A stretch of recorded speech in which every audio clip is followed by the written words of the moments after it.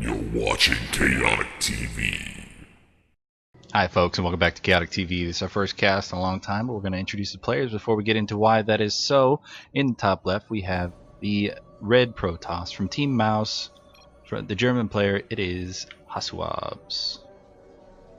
Gotta get back into using those camera movements. In the bottom right, we have the blue Terran. He is playing under the ID Gosu Apoc.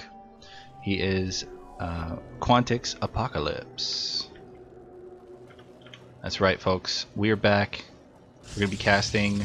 The greatest thing about these TeamStory Cups is that they are best of 9 series, which is something that's kind of an old GSTL type thing. Now that GSTL is a best of 7, this is still an all-kill format, which means the person who won the last game gets to play the next one.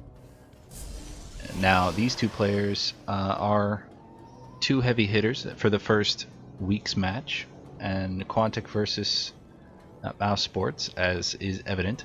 But anyway, what I want to get into is, while we're waiting for the game to ramp up, is really just why it's taken me so long to get back into casting.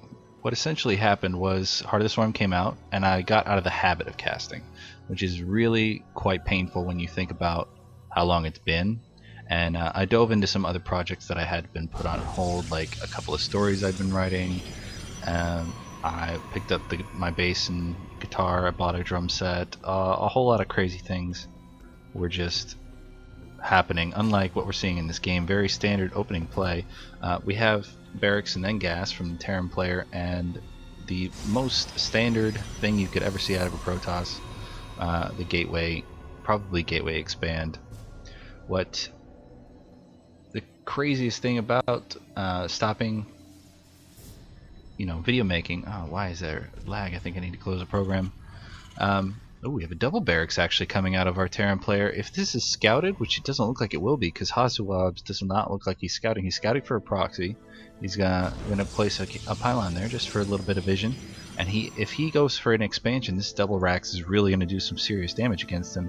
If he goes for the double racks Reaper, which looks like it very well might be very common Terran versus Protoss opening. Oh, he's going for the double gas. This is definitely going to be a problem for what we have. MouseSports, HasuObs. He's going to be really hard pressed, even with a single stalker, to catch up to the damage that is going to be dealt by multiple Reapers.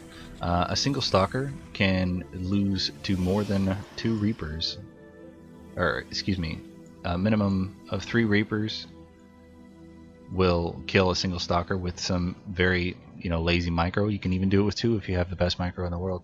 He's chrono boosting this stalker first, which is a good idea, as opposed to chrono boosting something else like the warp gate. If he sees the 1 Reaper right now, but the reactor is coming pretty soon, and he's actually going to follow this up with Marines. Actually, he's not going to be a double Rax Reaper. He's going for the earliest stim that you could probably get.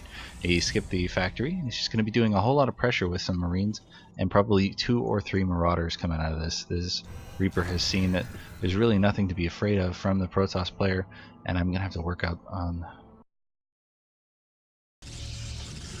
Alright, hopefully that'll clear up the screen tearing of what I'm seeing on my own screen, but it does not seem to be. There's something going on with my computer. I might actually have to restart it and recast this whole thing, but hopefully not. I hope you guys bear with me for the first cast I've done in a long time. I'm also using open broadcasting software as opposed to XSplit, which I had used for the previous year or so. We do actually have a pretty economic game rolling out here. We have a Nexus on the low ground, and we have a command center on the high ground. Now this is going to be able to either do an extra scan if there's any DTs following up with this, or he's just going to lower it to go to the lower ground if this push doesn't actually do any damage. Now we still have very few units coming out, but we do have 2 extra gateways coming from the Protoss player, from the gateway player. That's not an actual thing, and he's a little bit oversaturated in his main, but he's just going to transfer a couple of probes down to his second, who's adding on a 4th gateway. And if he goes for the robotics +4 gate, yep, he's going to be able to take on any Marauders that are coming at him, unless there's some really serious. Oh, look at that, he's already got 1 seriously damaged Marine. It's going to be up front. This Zelnaga tower is pretty decent timing for this probe to get out there and look for some proxies, but such as like a proxy factory would probably be it. Proxy into Stargates and get some Banshees coming out for a Terran, although you don't ever really see that in a tournament game. You see that on the ladder all over the place. Now for the push that's coming up right here, it looks like there's plenty from HasuObs to hold it off, and he even throws down the Nexus cannon, what's it called, photon overcharge, and just cleans up that whole thing. You can see the supply difference right now. The Protoss is up by 16, and now we're going to see a orbital command come down to the low ground, and he actually is going to start taking up into the factory. But we're going to see a counter push right now from HasuObs. He's going to do some serious damage if Apocalypse, yes, that's his opponent, doesn't do anything about it. Now the pylon is very far forward. It's going to be allowing for some very quick reinforcements if he's doing so. But are we going to only see the one bunker? This is going to be taken apart by the Immortal very quickly, but he's following it up with a Stargate. That is an interesting choice from HasuObs. Normally you see a little bit higher tech before they do a switch, but if he throws out a Stargate, you can actually toss in a Void Ray, and it's like an air Immortal to those bunkers. They do a whole lot of damage, and if they have anything else soaking up damage on the ground, like Immortals, like the extra gateway units, then the Void Ray is going to have free reign at taking down the bunker. Now there's only the one bunker, so if he had actually pushed, he could have done some serious damage, because when you do a counter pressure as a two basing Protoss, just to put some pressure on the low supply Terran, which is what Apocalypse was at the time, he could have done some serious economic damage. But he didn't pressure, and now the supplies are evening up because the production of the Terran is ramping up. He's actually going to get his first two medevacs out at this time, and we do see a forge indeed coming down from HasuObs. It looks like he's getting kind of greedy with his tech. I don't know if he's underestimating his opponent, or he just has a different kind of strange thing in mind. We actually see an Oracle come down, not a Void Ray. If he's going for this is like the latest economic damage I think I've ever seen from a Protoss player, or if he's just using it for a sighting kind of thing, or just like he doesn't need detection against the Terran until the very late game, and those ghosts come out. This forward pylon is actually going to be taken out. The Phoenix did it get some decent scouting off? What did he see from? Oh, he sees that there's two bases. He saw all of the tech from his opponent, and now we see a big push coming across the map from our Terran player. The supplies have definitely evened up. If we look at the spending, you can see that the technology is actually quite good for our Terran player, and there are no upgrades for all of the tech that HasuObs has. He has 0, 0, 0 upgrades, and he's going to be in big trouble with the stim timing that is coming in right now. He had stim early, but now he's actually going to use it, that he has these medevacs.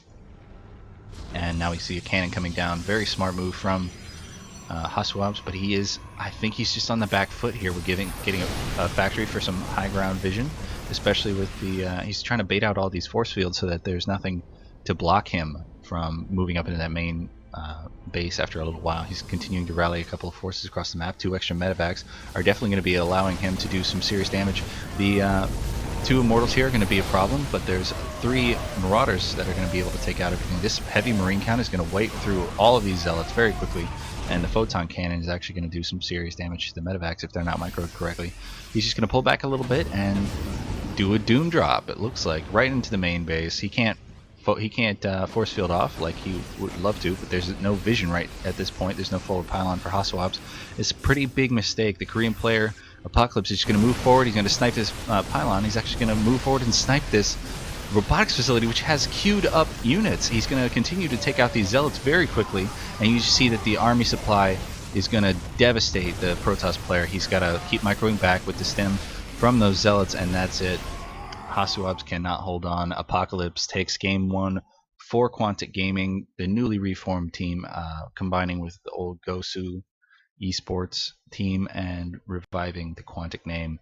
So Quantic is up right now 1-0 against MouseSports. We're going to move into game 2 in just a second from Chaotic TV. Thank you very much for watching our re-inaugural cast, and we'll be right back. Thanks very much.